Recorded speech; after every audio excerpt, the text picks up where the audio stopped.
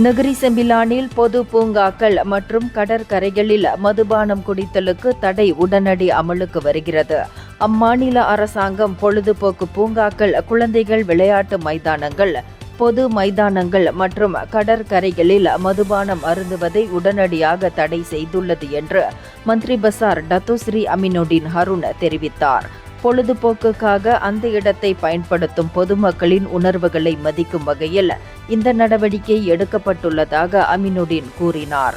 பொது இடங்களில் வெளிப்படையாக மது அருந்துபவர்கள் மற்றும் விருப்பப்படி மதுபான பாட்டில் அல்லது டின்களை வீசுவது குறித்து பல புகார்கள் முன்னதாக வந்துள்ளன. இந்நிலையில் பொதுமக்கள் அங்கு செல்வதை தவிர்த்து வருகின்றனர். இனிமேல் பொது பயன்பாட்டு இடங்களில் இந்த விதிமீறல்களுக்கு எதிராக ஊராட்சி அதிகாரிகளும் போலீசாரும் கடும் நடவடிக்கை எடுப்பார்கள். விதி மீறுபவர்களுக்கு அதிகபட்சம் 2000 ரிங்கிட் அபராதம் விதிக்கப்படும் என்றும் அவர் தெரிவித்தார். இந்தியர்களின் இதய குரல் மக்களோசை.